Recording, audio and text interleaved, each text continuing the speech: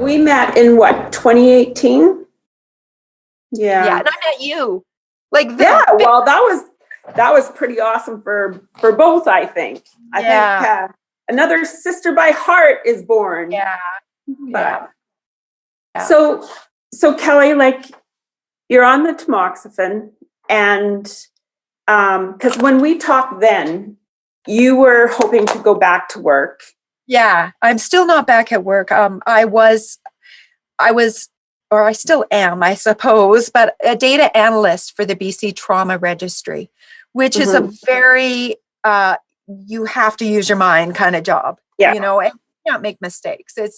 It's a very cerebral job, should I say. So the biggest reason was I had brain fog.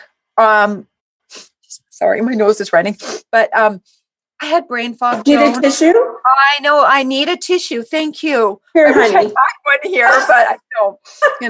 Anyways, I just took Jenny for a walk just before this. So, but the brain fog was horrible for me. I was always so, just very shocked with the whole brain thing. And I went from that to forgetting just about everything. I had to make lists. I would walk in a room. I'm like, I don't even know what I'm doing. At points, Joan, it was so bad. I was driving and I couldn't even remember the rules of the road. And this is Kelly. I was 17 years old. And that's where it really, it hits you like, holy crap. Like you feel like you have Alzheimer's and you're 49 and it was really bad. The tamoxifen, it did a lot. It the low moods and the insomnia and the brain fog. Which one thing fuels another, right? Yeah, bone and joint pain, but the brain fog and the low moods and not sleeping, that was the worst of it for me. And but I persevered. Because, and I would go back to my oncologist and she would know I was struggling. And lots of women do struggle on these. But there are lucky ones. There are women that don't struggle, and they're very fortunate. But I'm on a support group on Facebook, and it's really helped me because once again, you're not alone. Right. And that's just the thing. Like I think that, we all have this kind of view that our lives are going to be a certain way. But there isn't a life out there, I don't think, that hasn't experienced left field. Oh, no. And it hits like a bomb. Yeah. And then I feel like you're left kind of on your hands and knees trying to pick up the pieces of who you were. Yeah. But the thing is that I've learned is it becomes a bit of a mosaic because you have to pick those pieces up, and it is possible to make something beautiful out of all those pieces. It's never going to be the same. And it might always be hard. But what I've learned from all the things I've gone through is somehow, I don't know, in that mosaic, there's a little more strength than there was before. Absolutely. And hard things come and they still kick you. But I don't think they take you down the way they did the first time.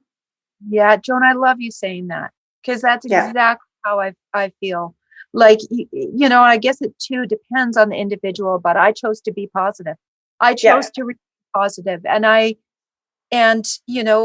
really, what are the alternatives, right? Well, being miserable and depressed and not getting out of bed. And that's, to me, was not an option. So I made a pact to myself that I would rise above this. And, I consider myself a survivor, but the things, Joan, I have done in, I guess it's been 2021 now. It's so 2021. Has it been 4 years? We kissed 2020 goodbye. Holy kissed crap. it goodbye.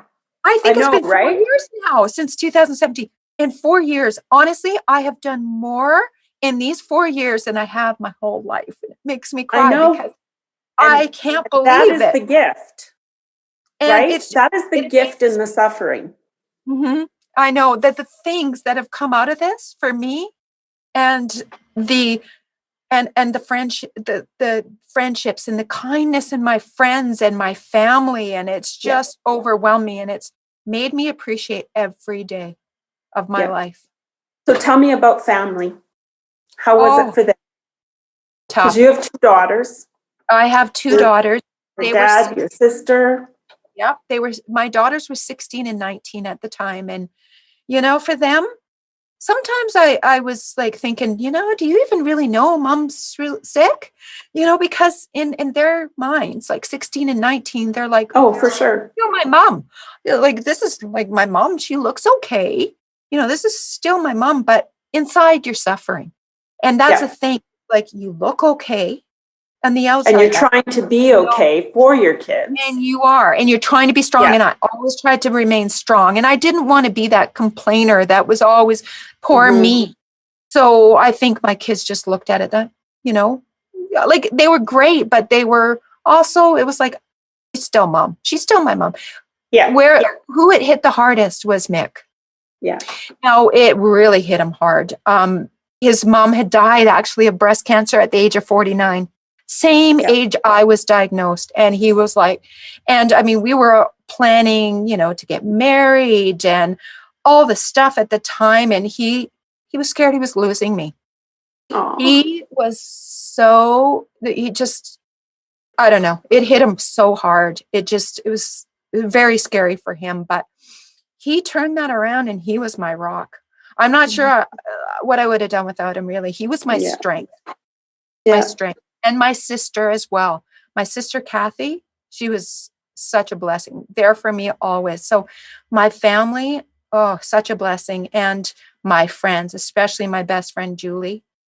But all my friends rallied around. They had a big, huge party for me, and just the gifts, the kindness, the words of, you know, compassion and kindness.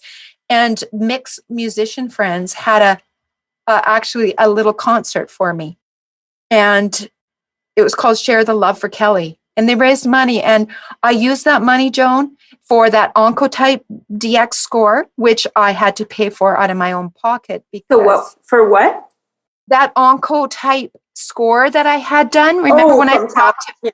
Yeah. So I actually that paid for that and my naturopath visits, because none of that is covered. And of course, the first 3 months I was going nuts with supplements and, you know, because that fear of I've got to get myself as healthy as I could. And that's what you do. You do that because everything's thrown at you. So luckily that helped me so much.